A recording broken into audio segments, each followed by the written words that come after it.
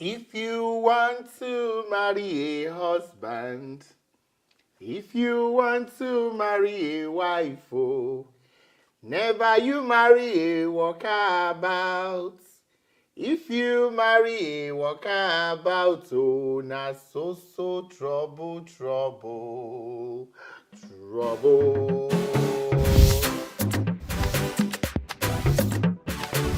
Hello, this is me, Segungele. I am back and welcome to another exciting episode of Segungele Uncensored. Today, I'll be talking about cheating spouses, and how else can I start? That song, yes, that song has been ringing in my head, and I know it's for the old school people. The younger folks won't understand, so that's how I'm going to start with the younger folks.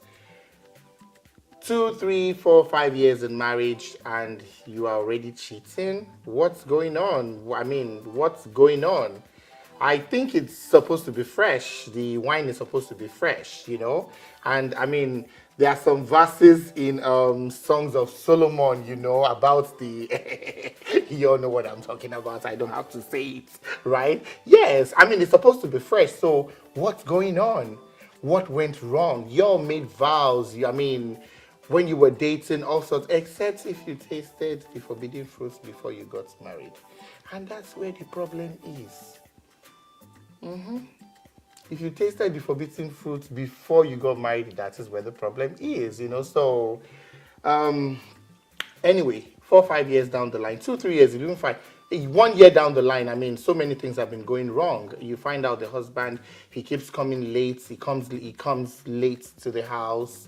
He comes back, he gets cranky, or the wife gets back, don't touch me, this, that, and everything, And like play, the thing is beginning to just drift apart and everything. Well, let me just remind you guys sincerely. There is no difference between the woman out there and the woman in the house, okay? That's part of what you signed up for. You see those two breasts? It's the same. The back nyash, let me just call it the nyash, is the same. And the hole, the thing between the legs is the same. Same goes for the man. No, but seriously, same goes for the man. It is the same. It's the same thing. We have the same genetic composition. Okay? So, I don't want to go to that. Oh, this is supposed to be uncensored. Oh, Jesus. Oh, chai. For those of you that have been going around before you married your husband, you saw the thing, you saw the way it was before you decided to marry him. You better stay there, okay? So if you think he's not doing well or you are comparing him to your old boyfriend or you are comparing your wife to your old girlfriend, doing all sorts of stuff, you people should sit down and have a conversation. Sit down and talk about it. I was cool too. Let me not talk too much about me right now because my gist is coming along and I'm so excited. Yes. So you guys should just sit down and talk about this. Talk about things. And if both of you cannot handle yourselves as a couple, as parents, how do you want to discuss sex with your kids when they're growing up? Because they need to know the do's and the don'ts. Okay? Now, moving on to kids, to spouses that have grown-up kids, teenagers, and they are cheating. You people are not helping your children. You are not setting the right examples for them in any way. No precedence at all. And that's just the truth. To those of you that are doing, there are even some people I know, I'm not going to mention their names. You want me to call their names? You're wicked. I'm not going to mention their names at all. They bring in their extra to the house. And the children know them. You're not laying good examples for them. You're not setting good precedents for your kids because you're not even a role model. Okay? And these children, you're supposed to be good role models. Remember, we're all custodian of these children. God owns all of them at the end of the day. So you're supposed to teach them, nurture them in the right way. If they see you doing this, they believe, oh, my parents can never go wrong. They grow up doing stuff like this. That's why you find lots of teenagers, they get pregnant. The ones that don't get pregnant, they impregnate somebody else because, their father is just jumping from one tree to another tree. And their mom is just, one car drops her off today, another car drops her off tomorrow. Why? Because you can't pay your rent. $20. What's $20 going to do for you?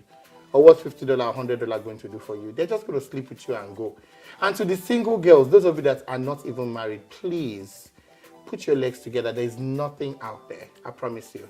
You better keep yourself for that man, okay? Keep yourself for the man that God has set aside for you. Wait for him to come. Because all these things, by the time you start to sample and taste around and go from one man to another, at the end of the day, you get there and you will not even stay in the marriage. You know, and that brings me to those of you that decide you want to date somebody, you want to sample your man or sample your woman before you get married. Some of you will say it is good, but it is not good, and that's just the truth. What if you decide to marry that man because of sex? You get married, and I think that's part of why people cheat. You now marry the man because of sex, or you marry the woman because of sex, and down the line the sex goes bad. What happens to the marriage? You marry for love, you don't marry for sex. Okay? And I mean, that's just my own. Let's even talk about the people that are not religious. We know they don't even understand anything. But let's come into church. You see this sister, you see them, they are the ones that are holier than thou. They speak all the tongues in the whole world. Before they even start praying, they start to scabash and do all sorts of things. But they are the ones, those are the worst people. You see them, they are good tithers. They come to church very early. You know, they see them, they behave like they do not talk. And all these people, they are sleeping with their best friend's husband. And most of these men are sleeping with their wife's best friend. It is not done. It is not proper.